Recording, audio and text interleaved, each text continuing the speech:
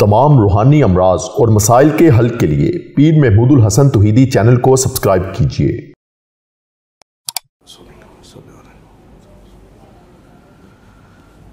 الحمدللہ وحدہ والصلاة والسلام علی من لا نبی بعدہ، اما بعد۔ اللہ رب العزت نے جو 4 آسمانی کتابیں نازل فرمائی اور بہت سے صحیفے اللہ رب العزت نے مختلف مقامات پر مختلف انبیاء علیہ السلام کے اوپر نازل فرمائے، ان تمام آسمانی صحائف اور تمام آسمانی کتب اور اللہ رب العزت کے کلام قرآن پاک کا جو مجموعہ ہے وہ سورۃ فاتحہ ہے۔ تمام آسمانی کتابوں کا اور صحیفوں کا جو خلاصہ ہے وہ سورۃ فاتحہ کی 7 آیات کے اندر ہے۔ اس کو سبع من المثانی کہا جاتا ہے۔ اللہ رب العزت نے سورۃ فاتحہ کا نام سورۃ الشفاء بھی رکھا ہے، اور سورۃ فاتحہ کی اتنی برکات اور اتنی فضیلت ہے کہ جو انسان کے بیان سے باہر ہے۔ کوئی انسان اللہ رب العزت کے کلام کی تعریف اور اس کے فضائل اور اس کے کمالات، اس کی برکات، اس کے فیوزات کا احاطہ نہیں کر سکتا، نہ کوئی زبان اس کو بیان کر سکتی ہے، نہ کوئی قلم اس کو لکھ سکتا ہے۔ تو اللہ رب العزت کا جو قرآن ہے اس کا تو ایک ایک حرف وہ تو کلام اللہ ہے، اللہ کی ذات سے نکلا ہے۔ جس طرح اللہ کی ذات و صفات کا کوئی احاطہ نہیں، کوئی اندازہ نہیں، کوئی اس کی حد اور انتہا نہیں، اسی طرح اللہ رب العزت کا کلام بھی جو ہے اس کو کوئی کسی پیمانے سے ماپا نہیں جا سکتا، اس کی کسی فیوز و برکات کو کوئی لکھا اور گنا نہیں جا سکتا۔ اسی طرح جو سورۃ فاتحہ کی 7 آیات ہیں، بعض اہل اللہ اور عاملین کے ہاں یہ لکھا گیا اور کہا گیا کہ سورۃ فاتحہ کی 7 آیات کے تابع جو عرش کے مقرب فرشتے ہیں، ملائکہ سبع جو ہیں 7 فرشتے اس کے تابع ہیں۔ جو سورۃ فاتحہ پڑھتا ہے تو وہ فرشتے اللہ کے حکم سے حرکت میں آتے ہیں اور اس انسان کے کام بھی بناتے ہیں، اس کی حفاظت بھی کرتے ہیں، اور شفا کے حوالے سے بھی اللہ رب العزت کے حکم کے ساتھ باذن اللہ وہ آگے کام کرتے ہیں۔ 7 مقرب فرشتے۔ اسی طرح بہت سارے جو مسلمان جنات میں سے جو موکلات ہوتے ہیں، جو کسی بھی صورت اور آیت اور کسی بھی تاثیر کے حوالے سے اس کے تابع ہوتے ہیں، وہ بھی اس سے اٹیچ ہوتے ہیں جو اس کو پڑھتا ہے۔ اسی طرح لا علاج بیماریوں کے اندر سورۃ فاتحہ کے حوالے سے بہت زیادہ واقعات ملتے ہیں 1400 سالہ تاریخ میں، اور تجارب الصالحین میں جو نیک لوگوں کے تجربات ہیں، اس سے بھی ہمیں یہ پتہ چلتا ہے کہ سورۃ فاتحہ جو ہے یہ اللہ رب العزت کا ایسا کلام ہے اور ایسی صورت ہے کہ جس سے اللہ رب العزت تمام روحانی جسمانی بیماروں کو اور لا علاج بیماروں کو شفا عطا فرماتے ہیں۔ اس کی بہت ساری ترکیبیں ہیں۔ ایک تو صحابہ کرام رضوان اللہ تعالی علیہم اجمعین کا واقعہ بڑا معروف ہے کہ صحابہ کی جماعت ایک جگہ پہ گئی اور بستی والوں نے ان کے ساتھ تعاون نہیں کیا، ان کا اکرام نہیں کیا، ان کو کھانا وغیرہ نہیں دیا، تو صحابہ کرام رضوان اللہ تعالی علیہم اجمعین نے وہاں پہ پڑاؤ ڈالا۔ تو اللہ کا کرنا یہ ہوا کہ اس قبیلے اور اس بستی کا جو سربراہ تھا، ان کا سردار تھا، اس کو بچھو نے کاٹ لیا۔ تو وہ بڑے پریشان ہوئے اور انہوں نے باغے باغے آئے اور پوچھا کہ آپ میں سے کوئی اس کا دم جانتا ہے؟ تو صحابہ نے کہا کہ ہم اس کا دم جانتے ہیں۔ تو انہوں نے کہا کہ آپ ہمارے ساتھ چلیں۔ تو ایک صحابی رضی اللہ تعالیٰ عنہ، ان کا نام میرے ذہن میں اس وقت نہیں آ رہا، وہ تشریف لے گئے اور جا کے اس بچھو کے جو ڈنگ والی جگہ تھی اس پہ سورۃ فاتحہ کو پڑھ کے اور اپنا لعاب اس جگہ پہ لگایا، اور اللہ نے اس کا درد اور زہر سارا ختم کر دیا، اس کو اسی وقت شفا دے دی۔ تو انہوں نے کہا کہ معاوضے کے طور پہ ہم آپ سے اتنی بکریاں لیں گے۔ ایک بہت بڑا ریوڑ بکریوں کا لے کے صحابہ مدینے میں تشریف لے آئے، نبی علیہ السلام کو آ کے سارا واقعہ سنایا کہ یا رسول اللہ صلی اللہ علیہ وسلم اس طرح یہ واقعہ ہوا اور ہم نے سورۃ فاتحہ کا دم کیا، اللہ نے شفا دے دی، بدلے میں ہم نے یہ بکریاں لی ہے، تو کیا یہ ہمارے لیے دم کا ہدیہ لینا اور یہ بدلے میں بکریاں لینا جائز ہے؟ نبی علیہ السلام نے فرمایا اس میں سے میرا بھی حصہ نکالو۔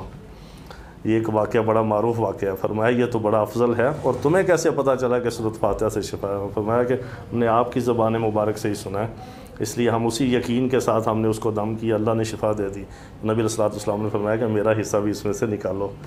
تو یہ اس طرح کے بہت سارے واقعات ہیں سورۃ فاتحہ کے حوالے سے۔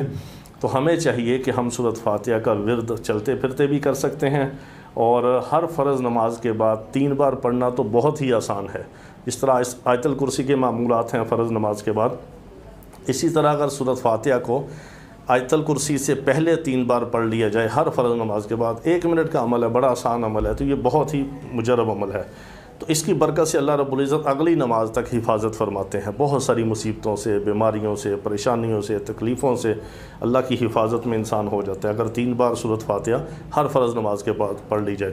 7 بار پڑھ لی جائے تو بہت افضل ہے۔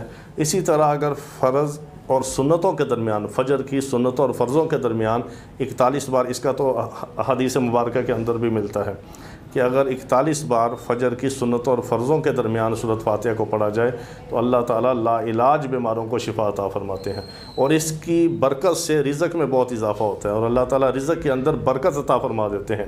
ایک ہوتی ہے کثرت، ایک ہوتی ہے برکت۔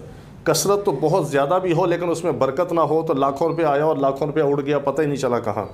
بعض لوگوں کے پاس چند ہزار ہوتے ہیں، اللہ اس میں برکت ڈال دیتے ہیں، وہ چند ہزاروں میں ان کے بہت سارے کام بن جاتے ہیں، یہ ہوتی ہے برکت۔ کثرت اور چیز ہے، برکت اور چیز ہے۔ اللہ رب العزت سے کثرت کے ساتھ برکت مانگا کریں کہ اللہ رب العزت ہمیں رزق حلال وسیع کثیر برکت والا عطا فرمائے۔ تو جس کو رزق میں برکت مل گئی اس کو ساری خیریں مل گئی۔ رزق میں برکت جو ہے یہ اللہ کا خاص انعام ہے۔ اس قرب قیامت کے فتنوں کے دور میں ہر چیز سے برکت اٹھتی جا رہی ہے، نہ مال میں برکت ہے، نہ جان میں برکت ہے، نہ وقت میں برکت ہے۔ پورا دن جو ہے وہ چند گھنٹوں کی طرح گزر جاتا ہے، پتہ ہی نہیں چلتا۔ عمروں میں برکت نہیں ہے۔ پہلے لوگ تھے، امام غزالی رحمہ اللہ کی جو کتابیں ہیں ان کو اگر جمع کیا جائے تو امام غزالی رحمہ اللہ کا جب انتقال ہوا تو ان کی عمر تھی 43 سال۔ 43 سال کی ان کی عمر کو اگر ان کے پیدائش سے لے کے موت تک سارے دن ان کے اکٹھے کر لیے جائیں تو ان کی جو تصنیف و تالیف ہے وہ 16 صفحے یومیہ بنتی ہے۔ اب پیدا ہوتے تو انہوں نے لکھنا شروع نہیں کیا۔ 21 سال اور ایک روایت کے مطابق 23 سال کی عمر میں مدرسہ نظامیہ بغداد میں جو نظام الملک توسی نے جو مدرسہ نظامیہ کی بنیاد رکھی اس کا ان کو صدر مدرس یعنی محتمم، اس دور کا محتمم بنایا گیا 23 سال کی عمر میں۔ 43 سال کی عمر میں ان کا انتقال ہو گیا۔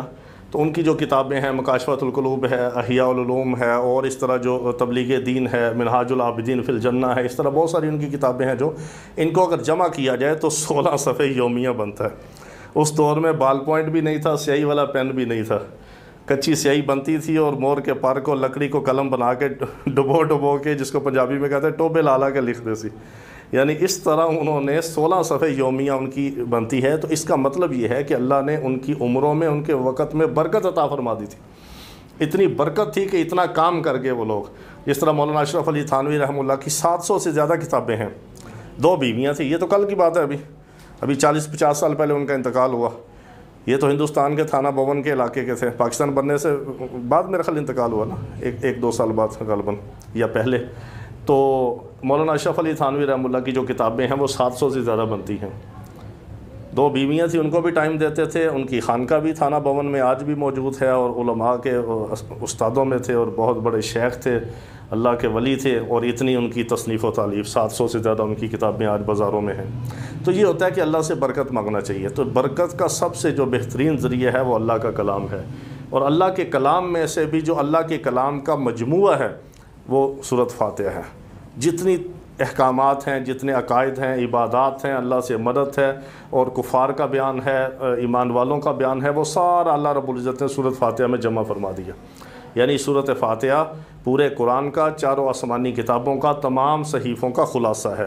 اتنی برکت والی صورت ہے کہ اللہ رب العزت نے خود اس کا حکم فرمایا اور اس کا نام سورۃ الشفا رکھا۔ نبی علیہ السلام نے حکم فرمایا، صحابہ نے پڑھی، اس سے دم کیا، بیماریوں سے شفا حاصل کی، اس کے فیوز و برکات حاصل کیے، اس پہ عمل کیا۔ اس کے اندر ایک ایسی آیت ہے کہ جو سورۃ فاتحہ کا بھی خلاصہ ہے اور پورے دین کا خلاصہ ہے، وہ ہے ایاک نعبد و ایاک نستعین۔ یہ ایک آیت جو ہے، 2 جملے اس کے، یہ پورے دین کا اور تمام انبیاء علیہ الصلوۃ والسلام کی جتنی بھی محنت اور دعوت ہے اس کا خلاصہ ہے۔ ایاک نعبد و ایاک نستعین، اے اللہ ہم تیری ہی عبادت کرتے ہیں اور تجھ ہی سے مدد مانگتے ہیں۔ یعنی اس میں عبادات بھی آ گئی، اس میں معاملات بھی آ گئے، معاشرت بھی آ گئی، ہر چیز اس کے اندر جمع ہو گئی۔ تو یہ سورۃ فاتحہ کا بھی یہ خلاصہ ہے، یہ اسم اعظم ہے، یہ سورۃ فاتحہ کا بھی دل ہے، اور یہ اس کو کہا جاتا ہے سر من الاسرار، یہ ایک رازوں میں سے ایک راز ہے، اور یہ اللہ کے خزانوں میں سے ایک خزانہ ہے۔ اس کی تو ایسی برکات ہیں کہ انسان بیان ہی نہیں کر سکتا، اس کے لیے تو کئی گھنٹے چاہیے کہ بندہ اس کا تھوڑا سا تعارف کروائے۔ تو اللہ رب العزت ہمیں اس کو پڑھنے کی توفیق عطا فرمائے۔ اللہ رب العزت ہمارے تمام روحانی جسمانی بیماروں کو شفائے کاملہ عاجلہ مستمرہ عطا فرمائے۔ وآخر دعوانا ان الحمدللہ رب العالمین۔ تمام روحانی امراض اور مسائل کے حل کے لیے پیر محمود الحسن توحیدی چینل کو سبسکرائب کیجیے۔